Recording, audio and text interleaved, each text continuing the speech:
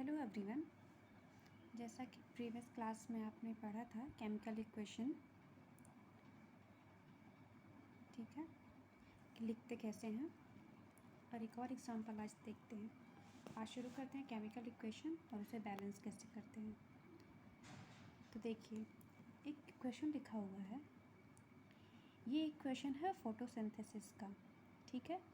Photosynthesis is a process by which plant make their food, ठीक है।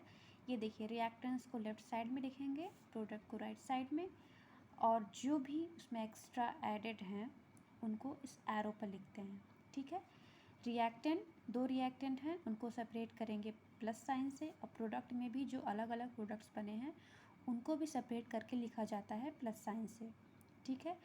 अब देखिए, इस एरो के ऊपर जैसे मान लीजिए इसमें सनलाइट का यूज़ होता है, सनलाइट के प्रेजेंस में ये प्रोसेस होता है, और क्लोरोफिल जो ग्रीन पिगमेंट है प्लांट्स में, उसकी वजह से ये रिएक्शंस होती हैं।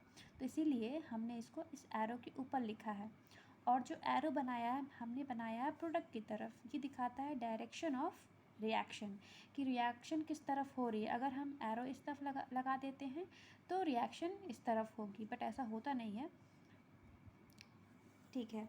चलिए, अब हम एक इक्वेशन लेते हैं जिसमें आयरन का रिएक्शन हुआ है वाटर के साथ और बना है हमारा product Fe3O4 plus hydrogen gas इसमें लिबरेट हो रही है, ठीक है। अभी ये इक्वेशन बैलेंस नहीं है, क्योंकि लेफ़्ट साइड में और राइट साइड में जो एटम्स हैं वो इक्वल अमाउंट में नहीं है, या इक्वल नंबर में नहीं है।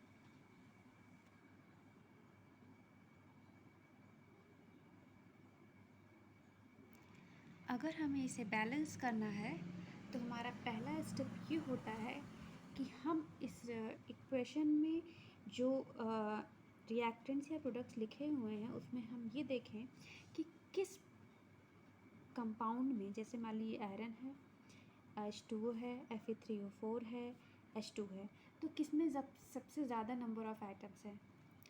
जैसा कि हम देखने को पा रहे हैं कि इस वाले कंपाउंड में Fe3O4 में हमें इसमें देखिए आयरन भी है, ऑक्सीजन भी है, और ऑक्सीजन 4 है, आयरन 3 है, तो मतलब 7। यहाँ पर भी 2 हैं, बट यहाँ 2 हो गए, एक और 2 और एक 3 ही आइटम्स हैं। नंबर ऑफ़ आइटम्स इसमें ज़्यादा हैं, ठीक है। अब इस कंपाउंड में हम ये पहला स्टेप ये होता है कि compound having maximum number of atoms, ठीक है। Fe3O4 में मैक्सिमम नंबर्स ऑफ एटम्स हो गए। अब देखिए, दूसरा स्टेप ये होता है कि अब इसी कंपाउंड में हम ये देखें कि कौन सा एटम सबसे ज़्यादा है, या element having maximum number of atoms, ठीक है। ऑक्सीजन में सबसे ज़्यादा मतलब 4 हैं, यहाँ 3 आयरन है, 4 ऑक्सीजन है, तो ऑक्सीजन ज़्यादा है, ठीक है। अब हम इसका मतलब हम ऑक्सीजन को बैलेंस करेंगे, तो बैलेंसिंग ऑक्सीजन,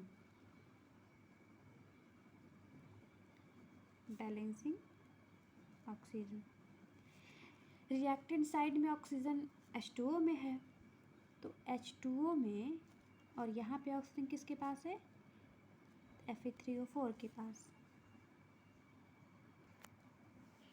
इसमें ऑक्सीजन 4 है, यहाँ 1 है, इसमें 1 ऑक्सीजन है, 1 ऑक्सीजन, और यहाँ 4 ऑक्सीजन, मतलब ये ऑक्सीजन है। तो अगर हम इसको 4 बनाना है तो इंटू 4 कर दें, तो 4 ऑक्सीजन हो गया, यहाँ भी 4 ऑक्सीजन इक्वल हो गया। तो इसका मतलब इसमें हमें मल्टीप्लाई करना होता है 4 से। अब हम क्या करेंगे, इसमें हम 4 से मल्टीप्लाई कर देंगे। ये जो इक्वेशन है आपका पार्शियली बैलेंस्ड है, क्योंकि यहाँ पे ऑक्सीजन तो बैलेंस हो गया है, बट हाइड्रोजन बैलेंस नहीं है। यहाँ पे 8 हाइड्रोजन है और यहाँ पे 2 हाइड्रोजन है, ठीक है। अब हम इसमें देखते हैं, अब हमारा ऑक्सीजन हो गया बैलेंस, अब आयरन बचा है। आयरन को बैलेंस करने के लिए राइट साइड में प्रोडक्ट में आयरन 3 है और रिएक्टेंट में आयरन एक है, ठीक है। अब इसको बैलेंस करना है, अब मान लीजिए इसी को बैलेंस करना है, बैलेंसिंग आयरन। आयरन को बैलेंस करना है तो रिएक्टेंट साइड में एक आयरन है और इधर 3 आयरन है, ठीक है। तो यहाँ हम अगर 3 से मल्टीप्लाई कर दें तो 3 आयरन हो जाएगा। देखिए ये जो मल्टीप्लाई हम करते हैं वो सिर्फ एज अ कोफिशिएंट ऐड करेंगे। जैसे मान लीजिए यहाँ पर 3 ऑक्सीजन है, तो ऐसा नहीं है कि जब हम 3 से मल्टीप्लाई करेंगे तो यहाँ पे लिख दें, नहीं ऐसा नहीं करते, ये आपका गलत हो जाएगा। इसीलिए हम यहाँ पे ये ऐसा कोफिशिएंट मल्टीप्लाई करते हैं, जो भी चीज़ें हम मल्टीप्लाई करते हैं अपने इक्वेशन में बैलेंस करने के लिए, ठीक है। अब बचा क्या, हाइड्रोजन। अब हाइड्रोजन बैलेंस करना है तो रिएक्टेंट साइड में या लेफ्ट साइड में 4 टू ज़ा 8 हाइड्रोजन है और यहाँ पे 2 हाइड्रोजन है, तो यहाँ 4 से मल्टीप्लाई कर दें तो this will be our balance chemical equation. अगर हमें चेक करना है कि हमारा इक्वेशन बैलेंस है या नहीं है तो फिर हम काउंट कर लें नंबर ऑफ एटम्स को दोनों साइड, लेफ्ट साइड में और राइट साइड में। देखिए 3 आयरन 3 आयरन, 4 ऑक्सीजन 4 ऑक्सीजन और नंबर ऑफ हाइड्रोजन 8, यहाँ पे नंबर ऑफ हाइड्रोजन 8, 4 टू ज़ा 8, ठीक है। इससे रिलेटेड कोई भी क्वेश्चन हो तो आप कमेंट सेक्शन में उससे पूछ सकते हैं, ठीक है। और हाँ, एक लास्ट स्टेप होता है कि ये किस स्टेट में है या उसका थर्मोडायनेमिक स्टेट एक टर्म होता है, तो हम स्टेट लिखेंगे, ठीक है। आयरन तो आपका सॉलिड फॉर्म में हो जाएगा, ठीक है। ये रहा इसका सॉलिड फॉर्म, एस से रिप्रेजेंट करते हैं, ये लिक्विड फॉर्म हो गया, फिर ये आपका सॉलिड, ये आपका गैस फॉर्म, ठीक है। ये है आपका complete balance equation. Thank you. आपको जो क्वेश्चन दिए जाते हैं उसमें आपको रिएक्शन दे देगा, आपको उसका केमिकल फार्मूला भी लिखना होता है, साथ में उसको बैलेंस भी करना होता है।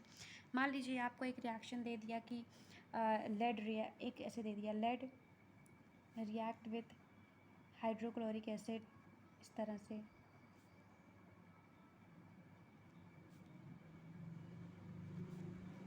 हाइड्रोक्लोरिक एसिड, तो आपका बनाएगा लेड। ऐसे छोटे छोटे एग्जांपल्स आप अगर सॉल्व करेंगे तो आपको कॉन्फिडेंस आएगा इस टॉपिक में, ठीक है। लेड आप जानते हैं, ठीक। और हाइड्रोक्लोरिक एसिड मतलब HCl, और जो आपका प्रोडक्ट बनेगा वो बनेगा PbCl2। यहाँ देखने को ये मिल रहा है कि क्लोरीन 2 है तो यहाँ पे हम 2HCl और एक हाइड्रोजन यहाँ से रिलीज़ हो जाएगा, हाइड्रोजन गैस रिलीज़ हो जाएगी, ठीक है। आप अपने NCERT इंटेक्स के क्वेश्चन सॉल्व करिएगा, ठीक है।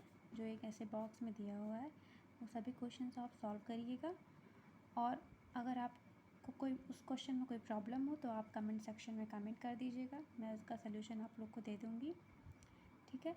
आप ज़रूर इस क्वेश्चन को सॉल्व करिएगा। और नेक्स्ट वीडियो में हम पढ़ेंगे टाइप ऑफ, और नेक्स्ट टॉपिक होगा टाइप ऑफ केमिकल रिएक्शन, ठीक है। हमारा यह नेक्स्ट टॉपिक होगा, क्वेश्चन सॉल्व करके आइएगा। Have a nice day.